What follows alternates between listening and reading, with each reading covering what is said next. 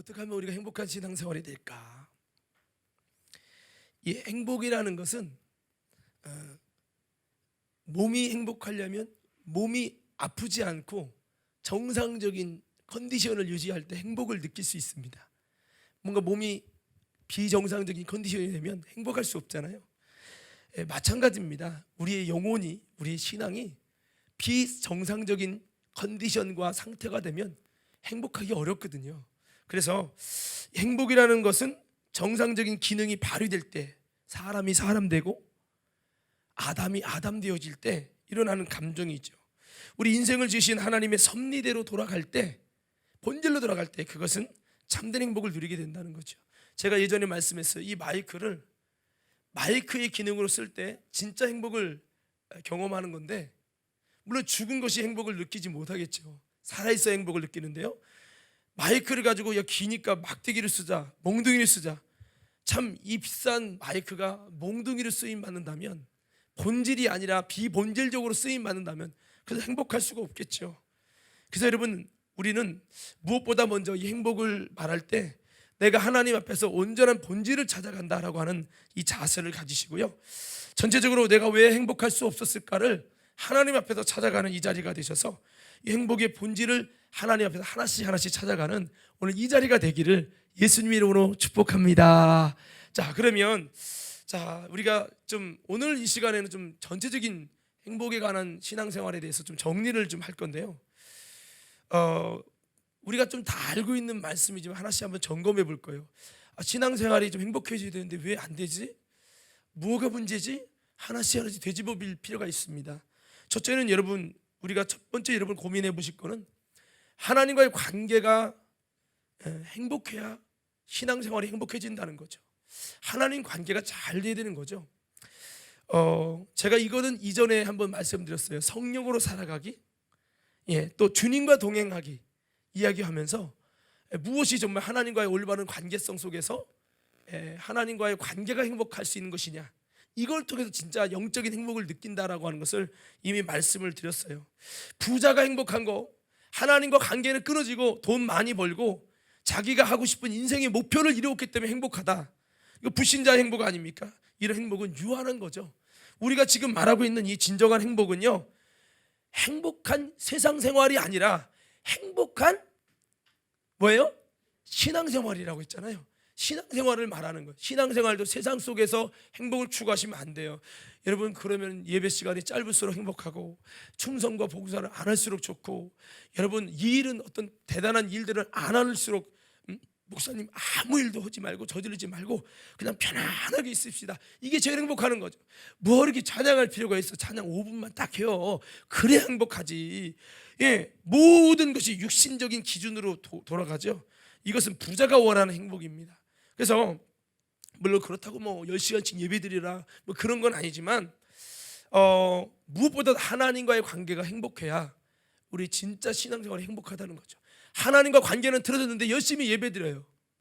마치 사울이 스데반을 돌로 쳐 죽이면서 하나님과 관계가 틀어졌는데 나름대로 율법적으로 열심 갖고 여러분 신앙생활해요. 그게 무슨 행복이냐는 거죠. 그건 행복이 아니거든요. 하나님과 틀어져 있는데 하나님 관계가 회복하지 않은데 그 관계는 극복하고 회복하려고 하지 않고 그냥 예배만 드리면서 행복하길 원해요. 그 참 문제가 있는 거라는 거죠. 그래서 뭐가부터 행복해져야 되느냐? 하나님과의 관계가 행복해져야 된다는 거. 한번 외쳐볼까요? 하나님과의 관계가 회복되고 행복해져야 신앙생활이 행복됩니다. 주님과의 관계가 행복이 아니야. 관계를 행복하게 가려고 하지 않아. 그러면서 교회만 열심히 다녀. 하나님과의 관계를 회복하고 관계성 속에서 행복해지려는 의도가 없어. 하나님께 돌아가야죠. 탕자가 행복하려면 죄 짓는 행복 말고 아버지 것 갖고 마음껏 쓰고 여러분 여자와 창기와 더불어 가는 거, 이게 행복이 아니라 아버지께로 돌아와야 아버지가 나를 인정해 주셔야 아버지와의 온전한 관계가 회복돼야 이게 행복인 거죠. 근데 하나님과 행복해지려고 하지 않아. 하나님이 원하는 부르심은 있어. 알아요 목사님, 저도 알아요. 그러면서 그렇게 안 가. 하나님과 관계를 회복하려고 들지 않아. 그건 무슨 신앙생활이 행복해지냐는 거예요. 근데 우리는 나도 모르게 그렇게 가요. 하나님이 원하는 부르심, 하나님 나도 알아요. 근데요, 그렇게 하고 싶지 않아요. 그냥 교회 다니면 저절로 행복했으면 좋겠어요. 그러다 보니까 어떻게 해요? 행복한 신앙생활을 위해서 본인이 어떻게 해요? 부자의 행복으로 가요. 방법이 뭐냐? 부자의 행복은, 주님 나는 마음이 이러니까요, 나는요 예배는 내가 드리고 싶을 때만 드릴게요. 그리고 예배 시간도요, 그 시간은 내가 있으면 더 행복해지지 않으니까 내가 원하는 시간 딱 나는 30분이 피크예요. 30분 동안만 예배 드리다 갈게요. 자기 마음대로 하나님과 관계를 회복은 관심이 없어요. 자기 마음대로 신앙생활해요. 그리고 행복을 찾겠대. 이게 얼마나 모순덩어리입니까? 저는 한국교회 교인들이 대다수가 그렇다고 생각해요. 하나님과의 관계를 회복하기 위해 정말 금식하고, 아까 말했죠, 어린아이가 하나님을 찾으려고 애절함을 갖고 찾는 게 아니에요. 안 찾아, 기도해요. 하나님 찾읍시다. 목사님 1절만 하시죠. 그렇게 안 해요. 하나님과 관계를 회복할 이유가 없대요. 성경은 말합니다. 예수님께서 너희가 만일 신랑을 빼앗길 날이 올 것이다. 그때는 금식할 것이라. 신랑 뺏겨도 금식 안 해. 하나님과 관계가 행복해야 되는데 관계 행복은 사라진 채로 다른 데서 행복을 찾아보려고 하는 거죠. 아우, 과림교회는 사랑이 없어요. 아우, 과림교회는요 좀 이런 좀 행복이 있어요. 이런 행복이 없어요. 좀 뭔가 좀 놀러 다니고 우리끼리 으쌰으쌰 해야 되는데 그게 없어요. 세상적인 다른 것을, 하나님과의 관계에서 나오는 행복이 아니라 다른 데서 행복을 찾아보려고 하는 거죠. 이게 신앙생활에 절대 행복할 수 없는 거죠. 세상적인 동아리, 취미생활이요, 나름대로 어울려갖고 끝난 다음에 뒤풀이하고 한 잔 먹고 뒤풀이하고, 그러면 그것이 뭔가 그때는 좋은 것 같아요. 술 먹어보세요. 저는 술은 안 먹었, 옛날에 한번 먹어봤지만, 술은 안 먹지만은 술 먹어보세요. 처음에 얼마나 행복하게 관계가 회복되죠. 먹으면 기분도 좋아지고 뭔가 소통되는 것 같고 뭔가 막힌 게 풀려지는 것 같고 얼마나 막 이제 한마음 한뜻이 된 것 같아. 끄덕거리는 사람들 문제가 있는 거야 지금. 끄덕이는 사람들. 예, 그게 뭐예요? 하나님과의 관계는 무너져 있는데 다른 것으로 뭔가 행복을 찾아보는 거죠. 그래서 여러분, 하나님과의 관계가 무너져서 행복하지 못한 것을 많은 그리스도인이 뭐로 채우려고 하느냐? 다른 것으로, 내가 좋아하는 취미로, 내가 좋아하는 소유물로, 내가 좋아하는 어떤 다른 것으로 그 행복을 좀 채워보려고 하는 거예요. 어떤 유명한 목사님이 그러더라고요. 왜 쓸데없는 것에 관심 갖고 중독되는지를 아냐? 당신 속에 있어야 할 예수가 없어서 그 허전함을 세상으로 채우려고 드는 거다. 세상으로 채우지 말고 그거 버리라고. 그거 버려야 예수가 들어가고. 그렇게 외치시는 말 들으면서 맞아요. 내 신앙 양심다. 맞아요. 내가 예수가 없는 그 허전함을 쓸데없는 거로 채우고, 쇼핑으로 채우고, 적당주의 신앙생활 내 입맛대로 해서 채우려고 하래. 절대 행복해지지 않아요. 그래서 우리는 인간의 참된 행복은 창조주의 사랑을 받고 그분과의 참된 관계 회복이 있다는 것을 기억하면서, 요한 3서 1장 2절 4절에 사랑하는 자여 내 영혼이 잘됨 같이 내가 범사에 잘되고 강건하기를 내가 간구하노라. 형제들이 와서 내게 있는 진리를 증거하되 내가 진리 안에서 행한다니 내가 심히 기뻐하노라. 내가 진리 안에서 행한다니, 예수 안에서 하나님과의 관계가 회복돼서 행복해지니까 내가 너무 기쁘다는 거예요. 내가 내 자녀들이 진리 안에서 행한다 함을 듣는 것보다 더 즐거움이 없도다. 요한사도 그랬어요. 그래서 여러분, 목사의 마음은 여러분이 땅값이 올라가고 아파트가 하나 생기고 뭐 그게 목사의 진짜 행복이 아니라, 여러분이 정말 오늘 말씀대로 진리 안에서 행하고 정말로 여러분 진리 이 안에서 영혼이 잘 되는, 정말 예수님 안에서 행복을 누리는, 그것이 진짜 여러분 주의 종들이 행복한 마음을, 기쁨을 갖는 비밀이라는 것을 기억하면서 우리 모두요 하나님과 관계를 잘 맺어가는 이런 삶을 통해 행복한 신앙생활을 영위하길 예수 이름으로 축복합니다. 자, 그렇습니다. 두 번째는요, 한번 따라해 봅시다. 사람들과의 관계가 행복해야 된다. 자, 이것은 여러분, 우리가 아무리 주님 안에서 막 은혜 받았어요, 근데 내가 있는 이 삶의 공동체에서 사람과의 관계가 자꾸 꼬여. 사람과의 관계에서 오해를 사고 사람들이 막 나를 미워하고 왕따시킬 만큼 관계가 무너지면 여기서 우리는 행복감을 잃어버린다는 거예요. 여기서 사람들이라는 것은 일반 세상 사람들도 있지만 동역자라고 하는 것을 더 크게 한번 비중을 두기 바라요. 세상 사람이 날 미워해도 나와 함께 가는 믿음의 동역자들이 그 동역자들과의 관계가 행복하면 행복한 거죠. 제가 이렇게 목회를 합니다. 우리 전사들이 있어요. 동역자들이 같이 가요. 동역자들이 막 나를 향해서 오해하고 저 목사가 아닌데 이렇게 그래서 막 계속 오해를 하고 불평 불만 속에 계속 부딪혀. 함께 기쁨으로 가야 할 동역자끼리 관계가 안 좋으면 행복할 수가 없죠. 더 깊이 말해볼까요? 여러분, 우리 삶의 진짜 동역자가 누구예요? 아내는 돕는 배필이 되랬죠. 부부는 돕는 배필이에요. 서로 가요. 아내가 남편을 위해 뭐 어떤 식으로 돈 많이 버는 배필이 아니에요. 여러분, 편안하게 부부로 살라고 하는 배필이 아니라 그것도 있겠지만 하나님의 나라를 위해 영적인 삶을 위해 돕는 배필이요. 그래서 여러분, 권사님은 그 아내 되시는 또 남편 되시는 분을 믿음으로 영적으로 아름답게 세워지게 하기 위한 그런 일을 위한 영적인 돕는 배필, 동역자라 이 말이에요. 하나님의 일을 위한 동역이라는 거죠. 이 동역자의 관계가 안 좋으면 아무리 내가 하나님과 좋아하도 집에서 배판 싸우고 왔어. 이혼할까 말까 이러고 왔어. 돕는 배필이다 한 몸을 이루라고 했는데 하나가 못 되고 도저히 이 사람 이해 못하겠어. 나는 도저히 이 사람 못 믿겠어. 나는 이 사람과 함께하는 지옥 가는 거야. 차라리 이혼이 좋아. 그래, 나도 그래, 똑같아. 그래, 이혼장 빨리 써. 이혼 서류 꾸미기 있어. 서류 꾸미면 주님과는 관계가 좋지요. 주님, 이렇게 아내는 나를 못 믿어줘요. 주님만이 나의 믿음이요. 그게 무슨 행복이에요? 그래서 우리가 하나님과의 관계도 행복해야 되지만 사람들과의 관계, 동역자와의 관계가 행복해야 된단 말이죠. 그래서 우리가 여러분 때로는 제가 보니까 부부 생활도 해보니까 항상 좋은 건 아니잖아요.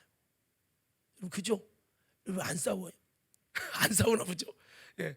싸우냐 안 싸우냐가 중요한 건 아니에요. 사실은 뭐냐면 하나님이 원하는 뜻대로 세워가는 동역자의 사명을 감당해서 아내 때문에 남편 때문에 하나님의 나라가 세워지고 하나님의 일이 되어지는, 요게 동역자인데 우리끼리 그래 우리는 너무나도 잘 맞아. 어떤 쪽으로 죄 짓는 쪽으로 잘 맞고 아나니아 삽비라 되는 쪽으로 잘 맞고 타락하는 가인이 되는데 너무 잘 맞아. 그래 맞아, 나도 교회 떠나려고 했는데 너랑 나랑 똑같다. 할렐루야, 응답받았다. 우린 너무 큰 동역자야. 너무 잘 맞아. 어떤 쪽으로 하나님과 반대되는 쪽으로 잘 맞아. 이게 여러분 동역이 아니라는 거죠. 하나님의 일을 위한 동역, 이거예요. 이거 이 동역. 그러니까 여러분, 이 동역이 잘 이루어지기 위해서는 보니까 아무리 죽고 못 살아도요, 살다 보면 부딪히고 어려움이 있어요. 근데 그 모든 일 속에 때로는 이해를 불문하고 잘잘못 따지는 걸 불문하고 품어주고 포용하고 살아가는 이런 것이 필요하다는 거죠. 그래서 이 동역자 가운데 같이 하나가 되고 사랑하고 행복하려면 다른 거 없어요. 우리 찬양에 이런 찬양이 있어요. 사랑은 언제나 오래 참고. 사랑이 뭐다? 감정이 아니에요. 뭐 TV에 사랑이 변했니? 지 뜻에 안 맞으면 변한 거야. 지가 원하는 대로 옛날에 내 종처럼 맞으고 나 굽실굽실 하더니 변했니? 이게 아니라 사랑은 오래 참는 거예요. 누가 서로 가래요. 힘들고 어려울 때가 얼마나 많아요. 그러나 십자가를 지고 주님의 뜻을 이루기 위해 뭐부터? 내 가정에서부터 동역자끼리 주님의 뜻을 이루기 위하여 불평불만이 있지만 나를 좀 내려놓고 같이 하나를 이뤄가는 거, 십자가침 같은 고생일 수 있어요. 남편을 맞춰가고 아내를 맞춰가는 것이 서로가 너무 달라. 화성에서 오고 금성에서 오고 너무 달라갖고 힘들어. 그렇지만 하나님께서 한 몸을 이룰지니라, 이거를 위해서 나를 내려놓고 십자가짐 같은 고생을 통해서 사랑으로 품고 가는 거예요. 오래 참는 거예요. 내가 그러잖아요. 요즘 시대 오래 안 참는다고요. 안 참아요. 그냥 열받으면 그래, 얼굴 보지 마, 전화하지 마, 다 이렇게 다 이렇게 뭐라고 하죠? 그걸 막 이렇게 잘라버린다는 걸. 절교? 예, 하여튼 그래, 그냥 인연 끊어버려. 이거 아닌 거죠. 그러면 그럴수록 이 사람, 너도 안 맞아, 너 진이 너도 안 맞아, 너도 안 맞아, 다 안 맞아. 장로님도 안 맞고 무슨 장로님이 다 나랑 맞는 사람, 권사님도 안 맞아. 교회 안 맞아, 떠나. 이런 식의 동역은요, 행복할 수가 없어요. 안 맞아도 하나님이 주신 마음으로 사랑을 가지고 인내를 가지고 용납하고 포용하고, 참 불편한 사람이, 참 어리석은 사람이 와가지고 우리 남편은 남편 욕하는 사람 지 얼굴에 침 뱉는 거요. 인정하시면 아멘. 바로 여러분 얘기하는 거요. 또 한심한 사람, 담임 목사 헐뜯는 사람, 아이고 똑같은 거예요. 또 목사도 그래요. 자기 성도 헐뜯는 사람 지 얼굴에 침 뱉는 거지. 그들이 누굽니까? 내가 끝까지 사랑하고 수용하고 포용하고 살려내야 될 선교의 대상이요. 아유 저 지긋지긋한 남편 때문에 내가, 아니요, 그 남편이 당신 십자가 지고 살려내야 될 하나님의 선교의 대상이라 이 말이야. 아멘 안는 거 봐. 여러분 TV 보고 아멘 안 쳐 지금. 자, 그래서 이와 같이 신뢰가 있어야 된다는 거죠. 동역자끼리. 내가 전사를 못 믿고 전사가 나를 못 믿으면 어떻게 되겠어요? 힘들죠. 행복하지 않아요. 저거 또 엉뚱한 짓 하는 거 아니야? 뒤에 가서 또 정말 나를 헐뜯고 욕하는 거 아니야? 이러면 얼마나 힘들겠어요. 제가 강 집사님 여기 오늘 영상을 맡아주고 계신데, 강 집사님 뒤에 가서 정말 나한테 나 안 좋은 얘기 다 하고 다니면 어떡하지? 이러면 얼마나 여러분 이게 불행하다 이거예요. 하나님과의 관계가 좋아도 불행한 거예요. 그렇다고 우리가 모든 사람과 다 화평하면 좋겠지만 살다 보면 핍박도 받고, 바울도 욕 많이 먹었어요. 그 바울의 중심을 이해하지 못하고 네가 사도냐 너는 말도 조라고 그러면서 사도끼리 욕하고, 또 그 외에로 여러분 많은 그리스도인들도 욕하고 동족과 같은 사람들의 많은 핍박을 받았죠. 그러나 모든 사람을 다 만족시킬 수는 없지만 바울은 그래도 자기를 향해 욕하는 그들도 구원받기 위해서, 그들이 받지 못해서 내 이름이 생명체에 지워질지언정 저들 좀 구원시켜달라고, 내가 날마다 누리는 게 있으니 그것이 뭐냐, 저 바로 내 고륙 친척이 구원받고 하나님 앞에 온전히 회복되는 겁니다. 그들은 그렇게 욕하고 미워하는데 바울은 끝까지 사랑하고 그들을 향해서 기도하고 있는 거죠. 오늘 우리가 이런 관계를 잘 해나가야 되는 거죠. 그래서 동역자의 관계, 사람들과의 관계를 잘 하기 위해서는 우리가 신뢰가 있고 친절이 있고 마음을 같이 하고, 조금만 자기 스타일에 아니면 상관도 않고 옆에 와도 인사도 않고 말도 안 걸어. 아니 어떻게 교회가 이렇게 됐냔 말이에요. 교회 별거 아니더라고. 똑같아요. 다를 거 하나 없어요. 권사님, 장로님, 목사님 똑같아. 좀 내가 나를 미워하고 갈가는 사람이어도 더 다가가고, 아멘 안 할 줄 알았어. 더 다가가고 더 관심 갖고, 하나님 저 사람을 내가 사랑할 수 없으면 누구를 사랑할 수 있습니까? 이런 마음으로 좀 더 쪽팔리고 욕먹어도 좀 가는 이런 정신이 우리 안에 있어야 되고, 이렇게 할 때 동역자 간의 사람들과의 관계가 행복해진다는 거죠. 100%는 안 됩니다. 100%는 우리가 노력해도 안 될 수밖에 없어요. 저도 목회해 보니까 나 미워하는 사람 끝까지 미워하더라고요. 여기 교회 말고 저기 교회 끝까지 그래. 아니 왜 이렇게 나를 미워해? 나는 그 앞에서 아주 끝까지 다가가는 거예요. 욕먹을지라도 다가가는. 근데 한번 미운 털 박히면 끝까지 미워하더라고. 저도 부족하지만 끝까지 사랑하고 싶은 목사예요. 믿어주시옵소서. 자, 그래서 우리가 열정이 있고 관심, 서로의 관심이 있어야 되고 소중함을 알아야 돼요. 이 코로나 때문에 한 명 한 명이 얼마나 소중한지 몰라요. 요즘에 많이 저도 느끼지만, 전도도 하지만 전도 와서 새신자 한 영혼을 살리라는 주님이 사명 때문에 하지만은 정말 그거보다 소중한 것은 이미 이곳에서 많은 것을 희생하고 헌신하며 함께 왔던 그 멤버들, 그게 얼마나 소중한지 좀 그 소중함을 더 많이 깨닫게 돼요.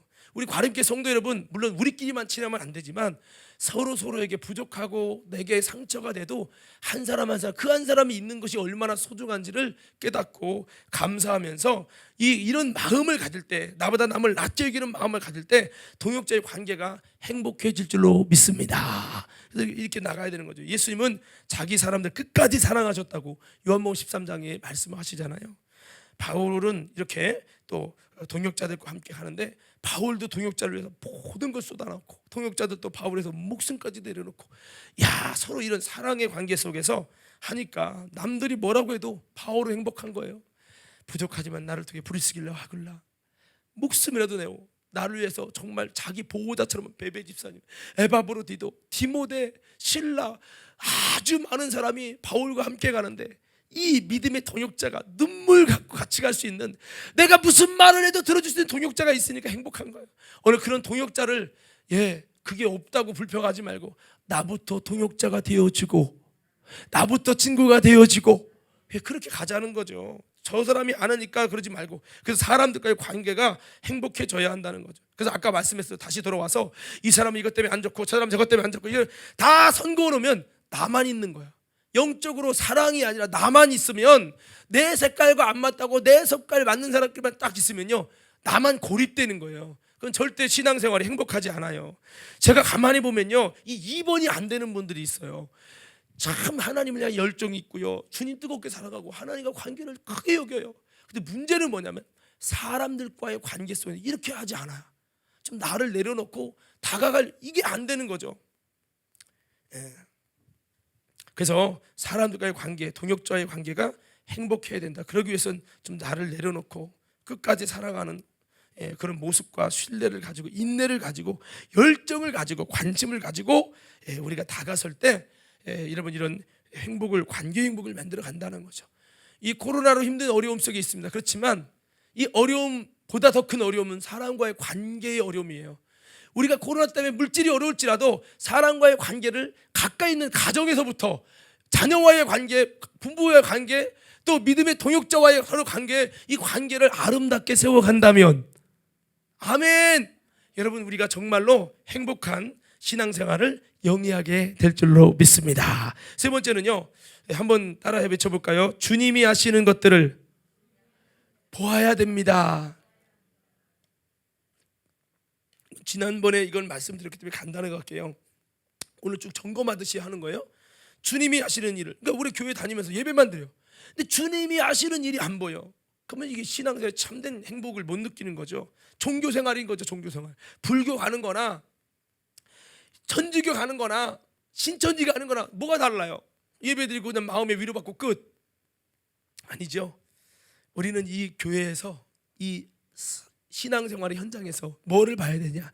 주님을 보고, 주님이 나를 통해 어떻게 하길 원하시는지 주님이 하시는 일이 보여지고, 그래야 돼요. 주님이 나를 그 사역의 현장으로, 주님의 비전의 현장으로 이끄시는 이런, 그래서 이것은 영적인 감각을 높여야 된다 했어요. 지난해 보는 눈, 듣는 귀, 여러분 깨닫는 마음을 이스라엘 백성이 안 주셨기 때문에 수많은 역사와 영적인 하나님의 능력을 맛보고도 몰랐다는 거예요. 그래서 주님이 하시는 일을 보려면 요한복음 3장에는 이 영의 눈이 열려서 거듭나야 되는, 물과 성령으로 거듭나지 않으면 하나님 나라 볼 수 없다 그랬어요. 이게 이제 니고데모에게 예수님은 진짜 하나님께로부터 오신 분이네요. 그러니까 야, 물과 성령으로 거듭나지 않으면 하나님이 하시는 일을 분별하고 알 수 없어. 거듭나야 돼. 성령으로, 물과 성령으로 거듭나야 진짜 하나님이 하는 건지 아닌지를 분별하고 알 수 있는 거야 라고 하셨어요. 그렇습니다. 우리가 성령으로 거듭나서 영적 감각을 높여질 때, 영의 눈이 열릴 때 여러분 주님의 일을 보게 되고요, 주님의 음성을 들을 수 있고요, 주님이 하고자 하시는 것을 마음으로 읽을 수 있을 때 우리 영혼이 행복하고, 그런 거죠. 그럴 때 우리는 믿음으로 건축한다. 주님이 하시려는 일이라는 것을 내가 읽었어요, 내가 경험했어요, 내가 느꼈어요. 그러면 기쁨으로 주님 나도 할게요. 주님이 하시는 일인데요, 내가 할게요. 동참하면서 기쁨으로, 힘들지만 기쁨으로 동참할 수 있고.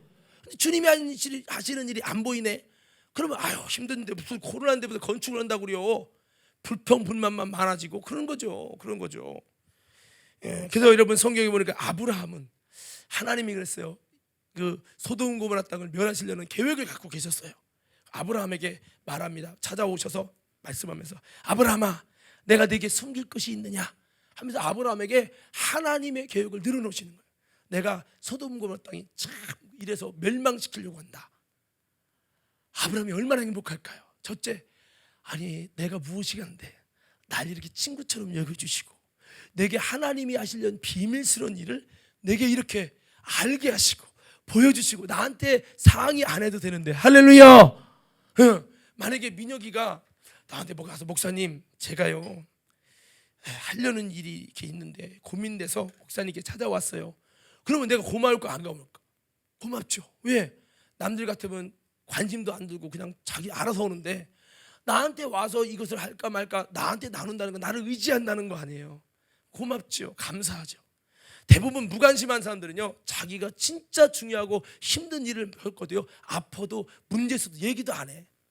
나중에 다 터진 다음에 그때 보니까 목사도 나 목사만 모르고 있었어. 참 자존심 상하지. 여러분 그러지 말자 이거요. 아멘해요. 여기까지 들리게. 예, 그렇습니다. 예, 아브라함에게 야, 내가 너한테 숨길 게 있냐? 나도 하나님과 이런 관계가 됐으면 좋겠어. 숨길 게 없다는 거죠. 그러면서 쫙 얘기하니까 아브라함이 듣고 어머 그곳에 우리 조카가 있는데 롯이 있는데 나와 함께 힘들고 어려울 때 뜻을 쫓아서 가나안까지 왔던 이 사람인데 하나님 안 된다고 의인이 50명 있으면 거기 멸하실 겁니까? 40명이면 35명이면 쭉 하면서 하나님과 이것을 놓고 상의를 할 만큼 이래 어떻게 하나님이 정한 것을 인간이 상의할 대상이 됩니까? 그런데 하나님이 아브라함을 그렇게 여겨주셨잖아요. 주님이 하시는 이걸 보게 해주셨어요. 여러분 우리들도요, 주님과 가까워지셔서 더 크게 하면 주님과 가까워지셔서 주님이 하시는 일을 보게 하시고 그러면요 신앙생활이 행복해지는 거죠.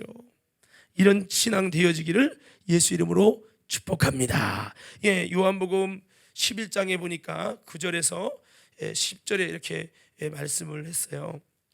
다 같이 한번 읽어봅시다. 시작. 예수께서 대답하시되 낮이 12시가 아니냐? 사람이 낮에 다니면 이 세상의 빛을 보므로 실족하지 아니하고 밤에 다니면 빛이 그 사람 안에 없음으로 실족하느니라. 이 낮에 다닌다는 것은 이 주님이 결정적으로 하시는 일을 보는 그 신앙을 말해요. 그래서 세상의 빛을 봄으로 실족하지 않는다. 그러면 주님이 하시는 일을 보니까 실족하지 않는다는 거예요. 지금 아무리 코로나고 힘들고 어려워도요, 주님이 하시는 일을 보고 세상의 빛을 보면 실족하지 않아요.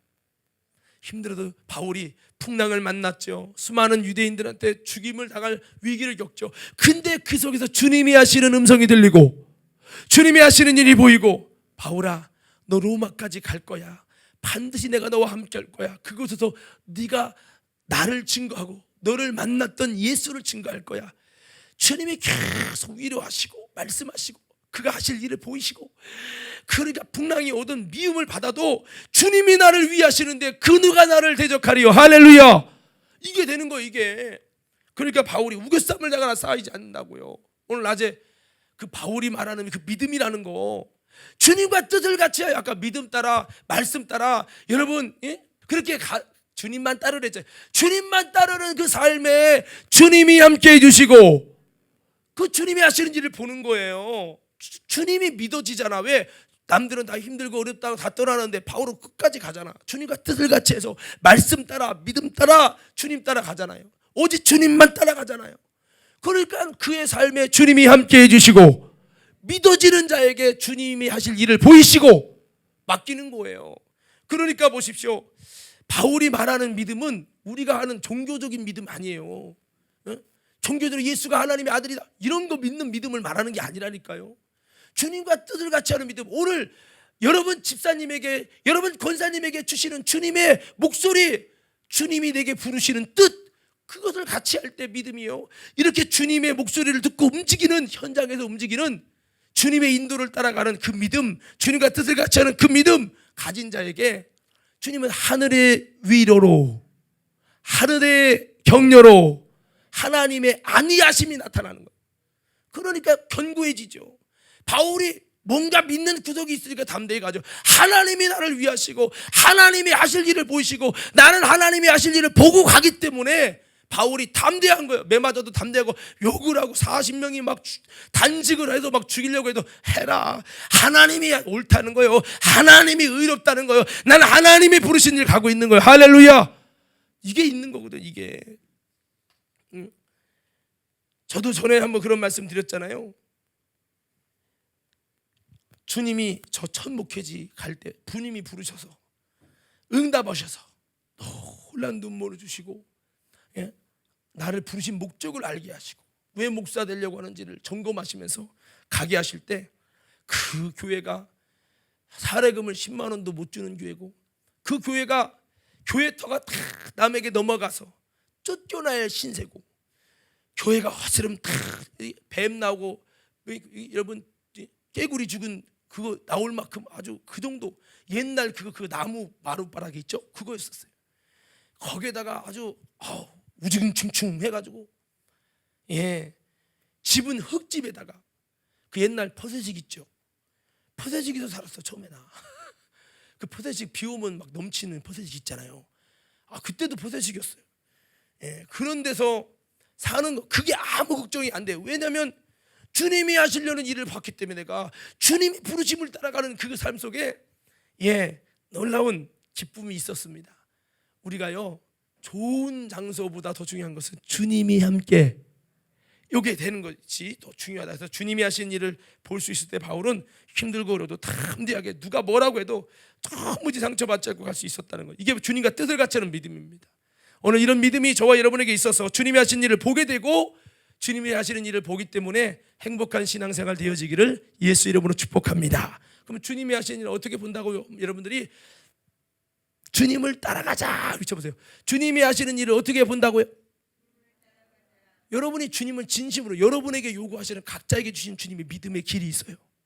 그거를 빨리 캐치하셔야 돼. 빨리 발견하셔서 그걸 쫓아가야 돼. 진짜 여러분이 주님을 따르잖아요. 그러면 주님은 반드시 주님이 하시는 일을 보게 하실 것이요. 보게 하십니다. 주님 안 쫓아보세요. 주님이 하시는 일 아무것도 안 보여요. 그러니까 아무것도 알 수 없고 아무것도 볼 수 없고 아무것도 들을 수 없네. 왜? 믿음을 안 살거든요. 말씀 따라 안 가거든요. 세상 쫓아가거든요. 그러니까 그런 거죠. 자, 네 번째는요. 한번 따라합시다. 하나님의 비전을 볼 수 있어야 된다. 우리가 교회 다니면서 신앙생활 하면서요 그냥 교회만 다니는 게 아니라 날 향한 하나님이 나를 부르신 이 교회로 부르신 또 나를 통해 하고자 하시는 하나님의 비전을 보고 비전을 볼 수 있어야 돼요. 이 비전은요 아까 말씀한 대로 영적인 감각을 높이면 자동으로 나타나는데 이것은 우리가 삶의 현장에서 주님을 믿고 따라가서 주님이 하실 일이 보여지고 보여도 더 믿음으로 잘 따라가서 주님이 승리를 경험하는 거예요. 사역의 열매를 경험하는 겁니다. 주님이 함께 하시는 역사를 경험하는 거예요. 그렇게 하다 보면 주님이 볼 때 야 네가 나를 따라오네. 주님이 하신 일을 보게 되고 보고 쫓아가네. 야 그러면 주님이 어느 정도 되면 믿어져. 믿어지는 사람한테 주님이 어떻게 하느냐. 주님이 믿어지는 자에게 큰 일을 맡길 계획을 정하시는 거예요. 보세요. 여기서 이게 제동이가 주일날 왔다 안 왔다 지멋대로 그러고 내가 이 제동이를 통해서 뭔가 큰 일을 같이 하자고 하겠어? 안 하겠죠. 근데 야 끝까지 한 번도 약속 시간 어기지 않고 탁 와서 성실하게 믿어지네. 믿어지는 사람에게 야 이거 말고 더 큰 프로젝트가 있거든. 이거 나와 함께 하자 하지 않겠습니까? 마찬가지예요. 신앙생활도 주님이 믿어지는 사람에게 비전을 주시고 왜 하나님 나는 비전이 안 보입니까? 당신이 안 믿어지니까 안 보여주시는 거예요. 그럼 믿어지게 갔어야지. 보니까 조금만 힘들면 한 해 맞네 떠나네 그만두네 마네. 에휴 이런 수준에서는 안 보여요. 여러분 주님의 비전이 아무나 보이는 줄 아십니까? 요셉에게 왜 하나님이 비전을 주십니까? 그가 고난이 와도 이겨낼 수 있다라는 건 그 믿음을 보신 거예요. 그러니까 요셉이 여러분 보디발의 집에 가도 정말 성실하게 하잖아요. 하나님 앞에서 감옥에 가서도요 억울하게 감옥에 와도 하나님 앞에서 참 주님의 믿음이 되잖아요. 그러니까 여러분 요셉에게 주님은 계속해서 보여준 내가 너를 이렇게 쓸 거야. 너한테 처음에 보여준 꿈이 있지? 그거 너는 잊어버릴지 모르지만 나는 안 잊어버렸어. 꼭 이룰 거야. 11볕단이 너에게 전할 거야. 하늘의 해와 달과 별이 너에게 전할 거야. 그 역사를 이룰 거야. 봐봐 어떻게 역사하나. 주님은 비전을 계속 더 계속 깊이 알게 하는 거예요. 신앙생활은 왜 어두운 줄 아십니까? 왜 캄캄한 줄 아십니까? 주님을 안 따라가네. 주님의 믿음이 아니라 주님이 야 너 못 믿겠다. 주님이 나를 보면서 문수 목사야 난 도무지 너 못 믿겠어. 너를 그렇게 쓰려는데 쓸 기미가 안 보이니 너한테 환상도 응답도 보여줄 수가 없다 이러지 않겠습니까? 오늘 사랑하는 믿음의 성도 여러분 다시 한번 주님이 보여주시는 것을 쫓아서 잘 승리해서 하나님의 믿음이 되시고 하나님의 믿음이 되면 하나님이요 믿어지는 그 사람에게 이제 주님의 비전을 더 큰 일들을 이루실 비전을 보여주실 거예요. 꿈과 비전의 차이가 뭔지 아세요? 꿈은 내가 하고 싶은 거예요. 비전은 하나님이 나를 통해 하기 원하시는 계획이에요. 우리는 비전을 볼 수 있는 저와 여러분의 신앙생활 되기를 주의 이름으로 축원합니다. 교회에 와서 비전이 안 보이니까 나갈까 말까 하는 거예요. 더 지치죠. 비전이 있으면 안 지쳐요. 바울이 로마까지 가면서 얼마나 힘들었어요. 안 지쳐. 왜? 그에게 비전은 하나님이 로마에 가서 복음을 전하게 하는 거고, 그에게 먼저 그렇게 하고 싶은 마음을 그에게 주셨어요. 하나님이요, 각 사람에게 그 마음을, 소망의 마음을 주셔서 우리가 먼저 그것을 원하게 하신다는 거예요. 아까 그랬죠. 오늘 낮에 말씀드렸습니다만 로마로 가고 싶은데 하나님 길을 계속 막으시는 거예요. 근데 마음은 막 불이 타는 거예요. 로마 가고 싶어. 날마다 매번 기도마다 너희를 위해서 쉬지 않고 기도한다는 거, 내 안에 계신 성령님이 증인이다 라고 하면서 바울이 말하잖아요. 그의 마음에 로마에 대한 불이 붙는 거예요. 근데 그 마음이 사실은 어떤 마음이냐, 바울이 가진 마음이 아니라 바울을 통해 역사하시는 하나님의 비전이요, 하나님이 원하는 비전이었던 거예요. 왜? 로마가 그 당시에 모든 길은 로마로 통한다. 로마가 여러분 세계 중심지였어요. 로마가 구원받으면 복음의 역사가 걸로 확 퍼지는데 아직은 때가 아니다 이거예요. 아직은 바울의 마음에서 그 비전이 아주 부글부글 끓어야 돼. 부글부글 끓어서 그것을 위해 기도하고 애절함으로 기도하고 그렇게 준비된 다음에 주님이 때가 되니까 딱 열어서 로마로 가게 하잖아요. 여러분 아시죠? 로마로 가면서 참 세상 말로 말하면 죄송해요, 개고생했어요. 개고생. 풍랑 만나갖고 유라굴로 풍랑 만나서 14일 동안 밥도 못 먹고 떼굴떼굴 둥그러면서 기도 안 했겠습니까? 14일 동안 기도 엄청 했죠. 그런데도 하나님의 사람을 고통을 받도록 내비두시는 거예요. 왜? 비전의 역사를 아름답게 이루기 원하는 하나님의 과정인 거예요. 할렐루야. 그래가지고 여러분 결국에 14일 만에 하나님이 응답 주셔서 바울에게 주신 말씀 때문에 그 배가 다 200 몇 명이 다 살잖아요. 그렇게 되면서 바울과 함께 하신 하나님을 보고, 아, 바울이 죄인이 아니구나, 바울은 우리와 같은 사람이 아니구나. 그곳에 죄인들과 죄인들을 이끄는 백부장과 군병들이 있었는데 바울과 함께 하신 하나님의 살아계심을 경험하면서 그곳에 있는 사람들이 싹 완전히 영적인 초토화가 된 겁니다. 그러고 가서 로마에 갔더니요, 하나님이 열어주시는데 복음 증거할 수 있는 환경을 열어주시고, 그래서 여러분 막 유대인들을 부르고 대놓고 집회할 수 있도록 하나님이 막 그 역사하셔가지고 결국 로마에서 복음을 전하고 바울이 로마에서 순교를 당하는데, 여러분 아시지요? 로마가 바울 죽고 얼마 안 돼서 로마가 완전히 그 나라의 전 국민이 예수님을 믿고 섬기는 기독교 국가가 돼버려요.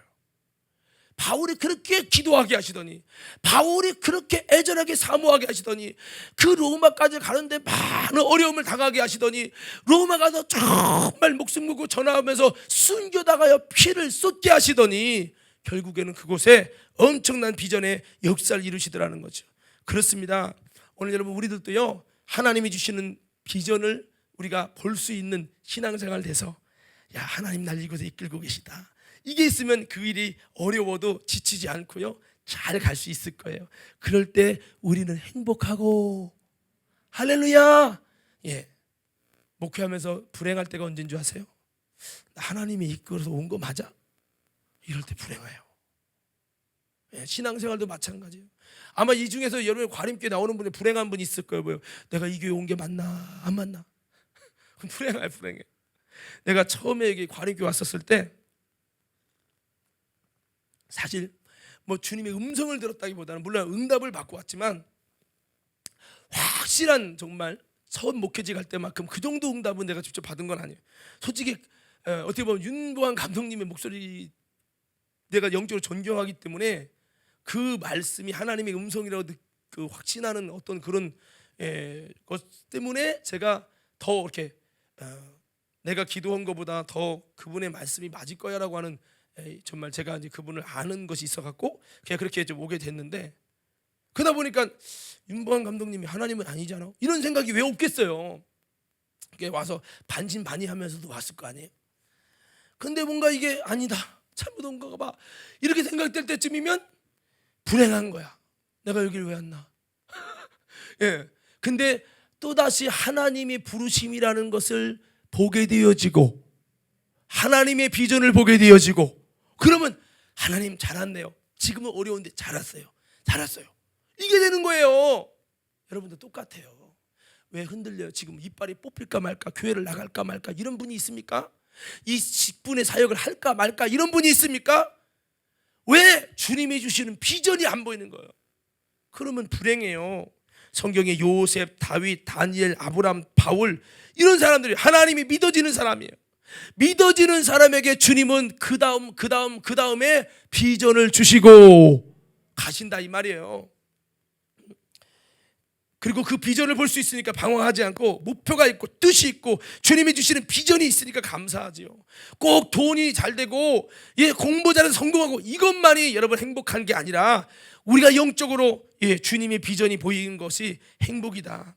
오늘 다시 한번 우리는 주님의 부르심이 있고 주님의 비전을 볼 수 있는 이 자리가 돼서 다시 한번 하나님의 비전이 보여지는 아름다운 삶이 되기를 예수 이름으로 축복합니다. 그러려면 내가 주님의 믿음이 돼야 돼. 한번 외쳐봅시다. 주여, 다 크게 한번 해보세요. 주여, 내가 주님의 믿음이 되게 하옵소서. 자, 디모데후서 2장 20절에 22절을 보면 아까 본문 말씀이지만요, 우리가 자기 자신을 깨끗하게 하면 모든 선한 일에 예비함이 되리라. 귀히 쓰임 맞는 그릇이 되리라 그랬어요. 주님의 비전 볼 수 있는 제목감이 돼야 하잖아요. 제목감이 되기 위해서는 우리는 주님 앞에서 자기 자신을 만들어 가야 돼.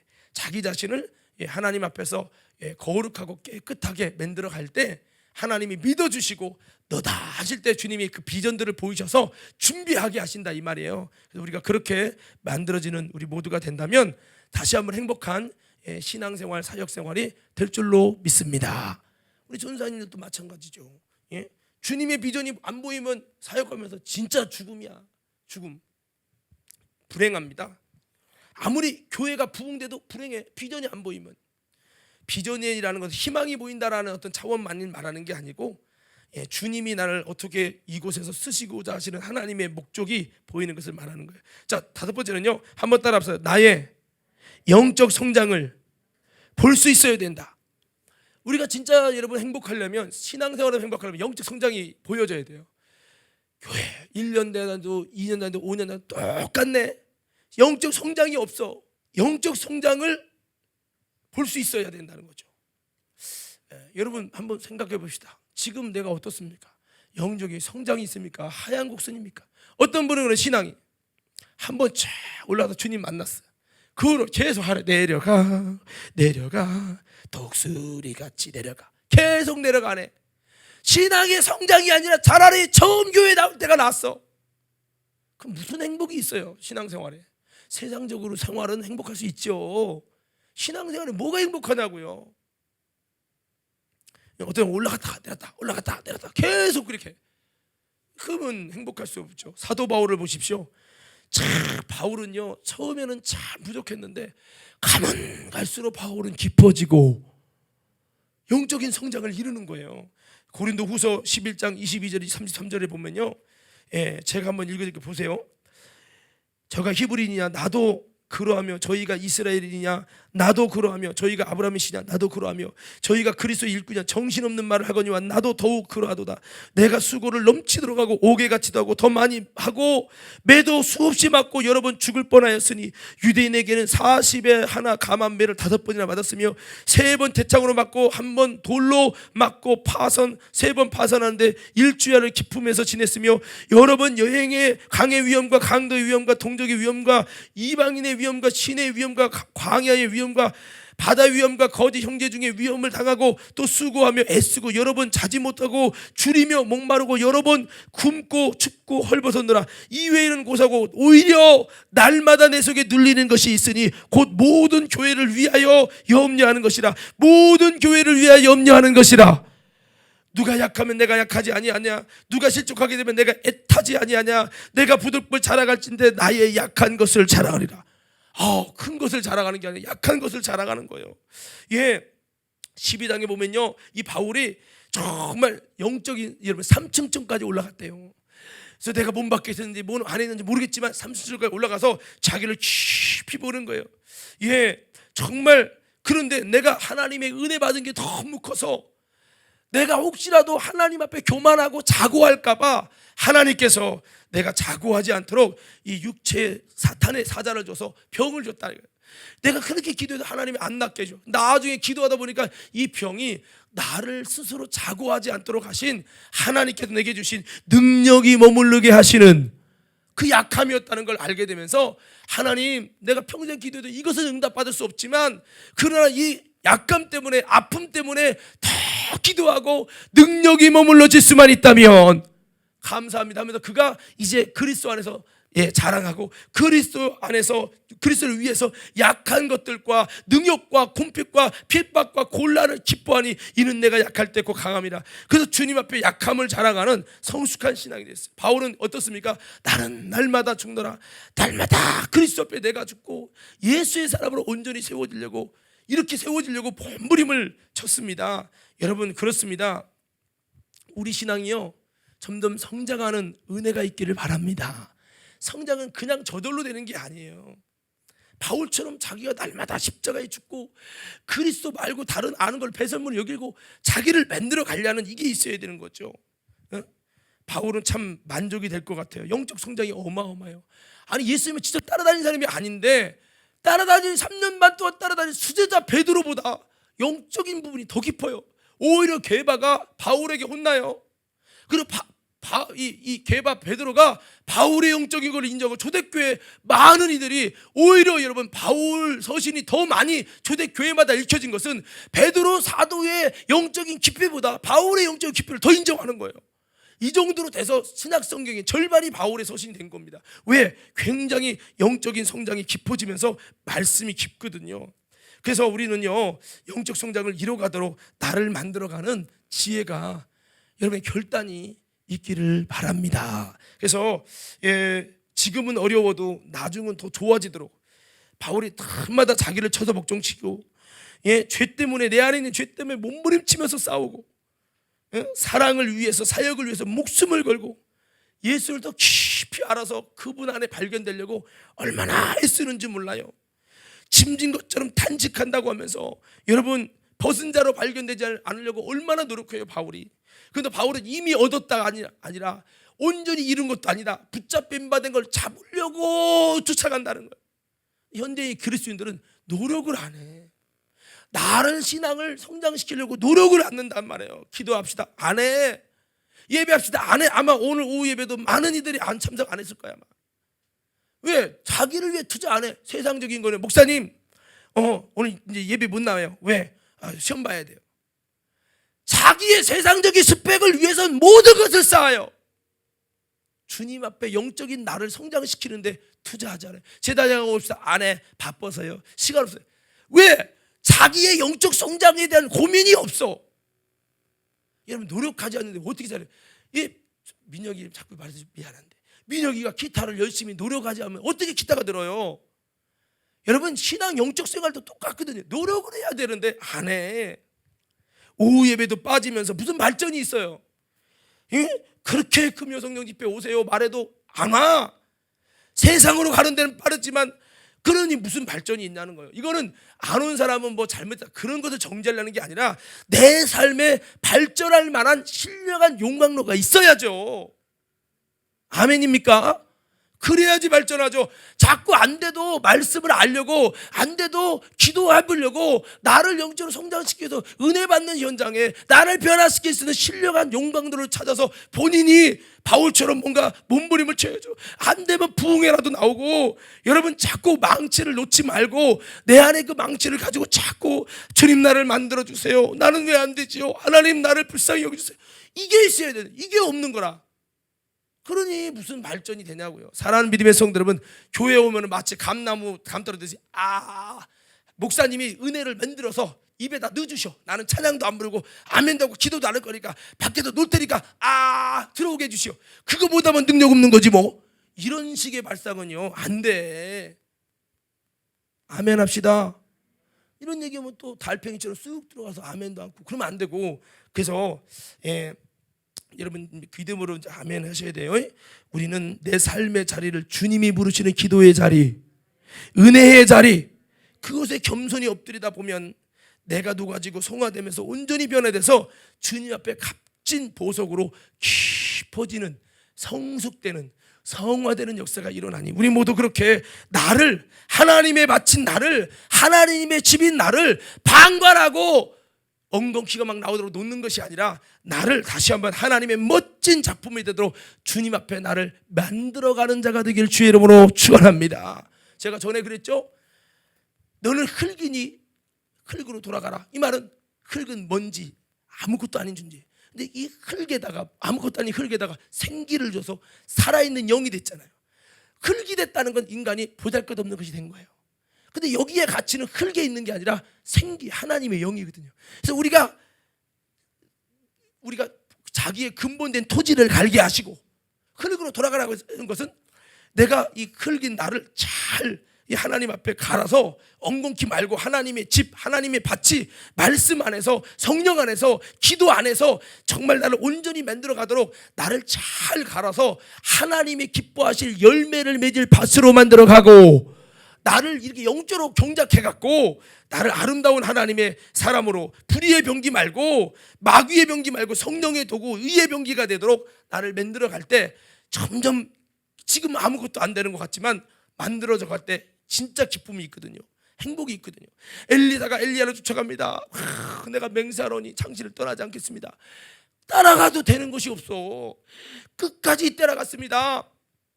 예, 엘리야가 확 승천합니다. 엘리야 하나님 어디 있습니까? 옷만 떨어졌네. 아이고, 옷만 떨어지고 아무것도 되는 게 없어. 지금까지 수고한 것이 헛수고 같아.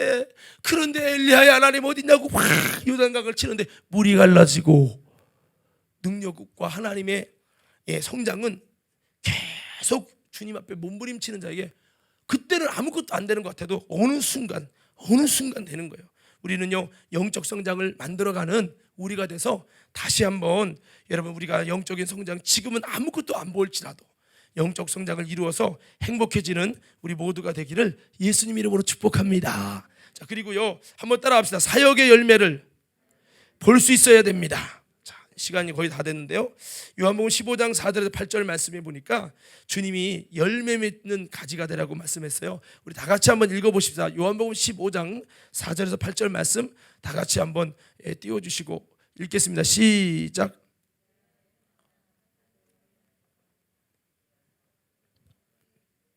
스스로 열매를 맺을 수 없음 같이 너희도 내 안에 있지 않으면 그러하리라. 나는 포도라며 너희는 가지라. 그가 내 안에 내가 그 안에 거하면 사람이 열매를 많이 맺나니 나를 떠나서 너희가 아무것도 할 수 없습니다. 사람이 내 안에 거하지 아니하면 가지처럼 밖에 버리어 말르나니 사람들이 그것을 모아다가 불에 던져 사르느니라. 너희가 내 안에 거하고 내 말이 너희 안에 거하면 무엇이든지 원하는 대로 구하라. 그리하면 이루리라. 너희가 열매를 많이 맺으면 내 아버지께서 영광을 받으실 것이요 너희는 내 제자가 되리라. 15장 8절 띄워보세요. 열매를 많이 맺으면 하나님이 영광을 받으신대. 우리 신앙이 열매 많이 맺어서 하나님께 영광 받고, 너희는 열매 맺는 너희는 진짜 내 제자야. 주님께 이런 말 음성을 들으면 얼마나 행복할까요? 내 맨날 신앙생활에도 열매가 없어. 자꾸 열매가 없어. 그러면요, 지쳐버려요. 12장 23절 27절 말씀에는 어떻게 하면 열매 맺는데요? 자, 다 같이 읽어봐요. 시작. 예수께서 대답하여 이르시되 인자가 영광을 얻을 때가 왔도다. 내가 진실로 너희에게 이르노니 한 알의 밀이 땅에 떨어져 죽지 아니하면 한 알 그대로 있고 죽으면 많은 열매를 맺느니라. 열매가 어떻게 맺어져요? 죽어야 된다는 거예요. 썩어져야 된다는 거예요. 그러니까 사역의 열매도 그냥 맺어지는 게 아니죠. 제가 지난번에 시대의 부흥을 위한 사람들이라는 모임에 참석했는데, 이 땅에서 청년 사역 400~500명씩 막 부흥하는 목사님들이 많이 계세요. 거기서 이제 다음 세대를 걱정하면서 나누다가 평촌 세중앙교회 황덕현 목사님 교회를 갔어요. 엄청나더라고요. 제2의 연세중앙교회처럼 막 건물이 어마어마한 것들이 한 4개나 되고, 와, 성도가 몇만 명이더라고요. 근데 쭉 교회가 어떻게 부흥하는지 쫙 하는 과정에서 질문 예시가 있어서 제가 질문을 드렸어요. 목사님, 대부분 시키면 안 한다고 하고 힘들다고 하고 참 사람들이 그런데 어떻게 목사님 교회는 막 순종하고 하겠다고 하고 막 몰려들고 막, 아니 어떻게 여기는 양만 있는 건지 어떻게 이렇게 됐습니까? 했더니, 그러면서 제자 야국을 이제 그걸 통해서 이렇게 됐다고 해서 제자형이 어떻게 했습니까? 했더니 목사님 하는 말이, 이 제자 양육에 목숨을 걸었습니다. 이거 하나 하고 죽을 사람처럼 목숨을 걸었더니 이렇게 되었습니다 라고 하더라고요. 충격을 받았어요. 우리가 썩어지지 않고 그냥 얻으려고만 하는구나. 나부터도 그런 것을 들었는데, 여러분 그렇습니다. 바울의 사역에 그냥 됐습니까? 아니죠.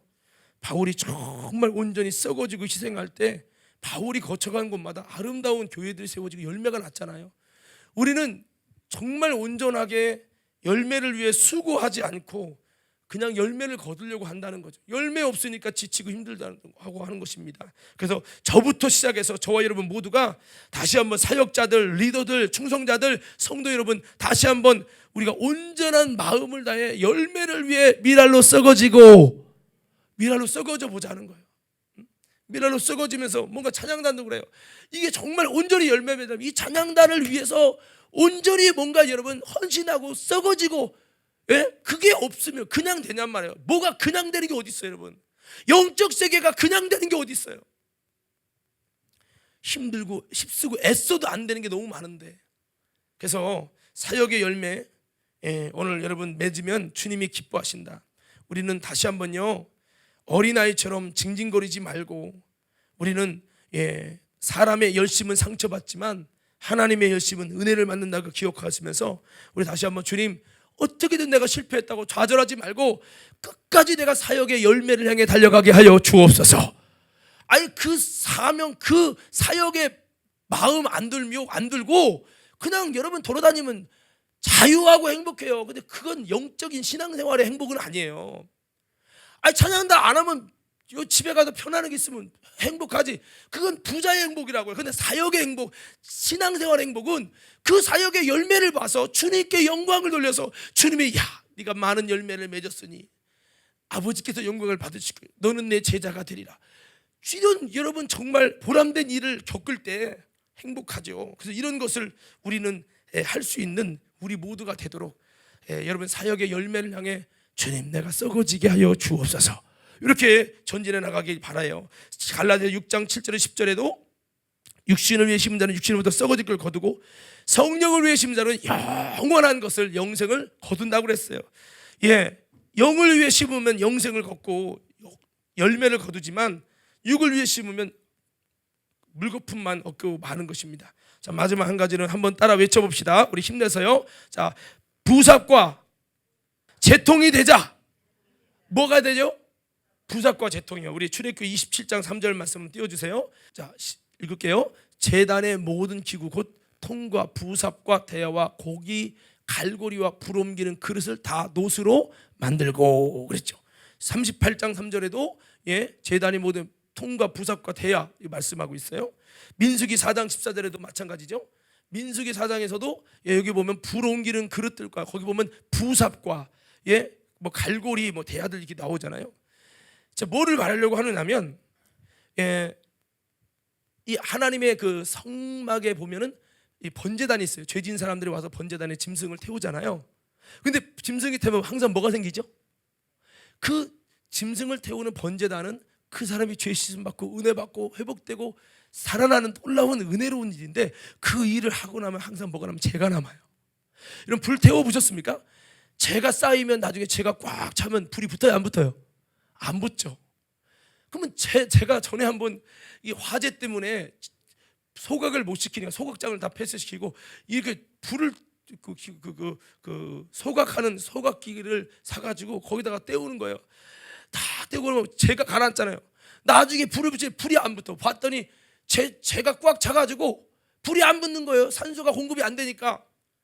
그러니까 그걸 다 죄를 끄집어내는데, 죄 끄집어내니까 제가 막 머리로 날리고, 아이고 그 죄를 비루풀에 담아가면서 그걸 옮겨 빼내는 거예요. 그거면서 내가 느낀 게 있어요.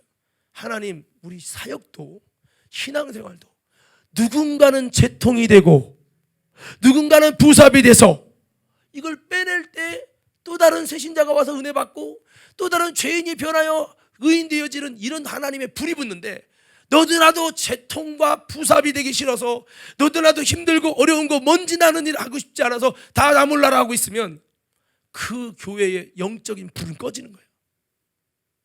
그러니까 신앙생활에 행복하려면 내가 부삽이 되고 재통이 돼서 그 누구도 가고 싶지 않은 먼지와 재통을 다 내가 해서 이 죄를 빼내고 그런 일들을 해나면 나의 희생으로 누군가가 하나님의 귀한 거룩한 불이 붙고 나의 희생을 통해서 놀라운 구원과 생명과 회복과 부흥과 역사가 일어날 때 이게 진정한 행복이라는 거죠. 예, 그래서 우리가 말씀을 이렇게 정리할게요. 우리가 어떤 사람이 되어야 될까? 진짜 신앙생활을 회복하기 위해서는 내가 부삽이 되고 내가 재통이 되면 비록 내가 먼지 날리는 좀 어려움은 있지만 이것 때문에 이곳에 불이 계속 붙어지고 하나님이 역사하시는 것을 볼 때 기쁨이 있는 거예요. 바울은 정말 이런 마음을 가지고 사역을 감당했어요. 그래서 부삽과 재통이 되자 사역의 열매를 볼 수 있도록 해야 된다. 나의 영적인 성장을 보게 돼야 된다. 하나님의 비전을 볼 수 있어야 된다. 그리고 주님이 하시는 것을 볼 수 있어야 된다.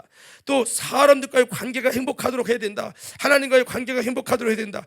예, 이런 모든 숙제가 우리에게 있습니다. 오늘 여러분 이것들을 다시 점검하면서 하나님 앞에 신앙생활의 행복을 위해서 하나씩 내가 부삽이 되고 재통이 되고 하나님 앞에서 아름다운 행복을 위해서 내가 미랄로 썩어지고 하나님 앞에 믿음을 따라가고 이런 모든 일들을 통해서 우리 신앙생활이 다시 한번 행복하게 세워져가는 저와 여러분 모두가 되기를 주님의 이름으로 축원합니다.